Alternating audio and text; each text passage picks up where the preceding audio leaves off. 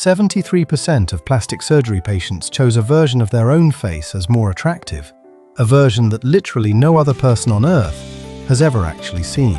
That invisible face lives exclusively inside your bathroom mirror, because every mirror flips your image left to right and creates a reversed twin only you will ever know. Nobody's face is symmetrical. Your left eye sits a tiny bit higher than your right, and your smile pulls slightly harder on one side than the other. Freeze that asymmetry into a flat photograph, and suddenly the familiar map of your face rearranges into someone who looks almost like you, but not quite right. Psychologist Robert Zionk named this the mere exposure effect back in 1968, the simple rule that the more often you see something, the more you grow to like it. In 1977, Meta tested it with real faces, and people preferred their own mirror image 2:1, while their friends preferred the actual photograph 2:1. Now add the camera itself, because every lens bends light through curved glass, and that physical bending reshapes whatever it captures, including the geometry of your face. A selfie camera sits roughly 30 centimeters from your nose, and at that distance your nose balloons forward while your ears shrink toward the back of your skull.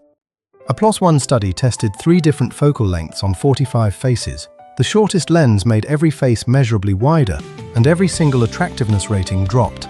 Portrait photographers have known this for decades, and they shoot from 2 meters away with telephoto lenses that gently compress depth and make your features look proportional. Your phone does the exact opposite by stretching a wide-angle image across the frame and then trying to correct the resulting warp with software that sometimes overcorrects.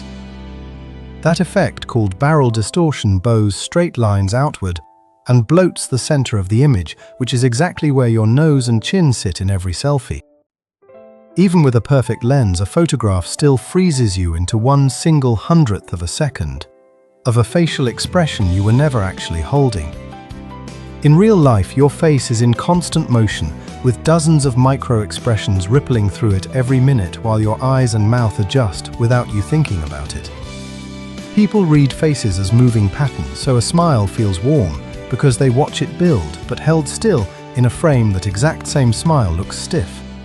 Researchers call this the frozen face effect, because a single still frame strips away the temporal information your brain normally uses to read emotion and intent. Flash photography piles on another problem. A burst of flat white light from directly in front erases the natural shadows that normally sculpt your cheekbones and jaw. Without those shadows, your face flattens into a pale mask that the camera records in sharp detail, but that looks nothing like what your friends see in real light. Your brain makes everything worse because it builds an internal model of your face from thousands of mirror glances and compares every photograph against that impossible gold standard. When the comparison fails, your brain does not blame the camera or the lighting or the lens. It blames you and files the mismatch as a personal flaw. Scientists replicated the mirror preference experiment again in 2024, and even after years of Zoom calls and selfies, people still preferred their mirrored face at the same ratio. Decades of seeing your own face on screens and in video chats did not override the accumulated weight of a lifetime of daily mirror glances your brain already counted. On modern computational photography, because your phone now applies smoothing and sharpening and face reshaping algorithms before you press the shutter button, and often without telling you. Some default filters shrink your nose and enlarge your eyes and brighten your teeth automatically, so the photograph has already been quietly altered twice before you even look at it. Patients who brought filtered selfies into consultations as surgical goals, a pattern researchers eventually named Snapchat dysmorphia, where the filtered face becomes the target. The loop is vicious.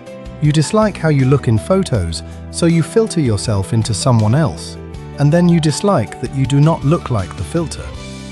Every layer compounds on the next. Mirror reversal plus lens warp plus frozen expression plus flat flash plus algorithmic editing. 5 consecutive lies stacked between you and one honest image. No single distortion ruins the picture on its own, but together they assemble a version of your face that has literally never existed anywhere in the physical world. Here is the part nobody mentions. Every person who has ever met you has only seen the real, unmirrored, moving, three-dimensional version, and they all think you look completely fine.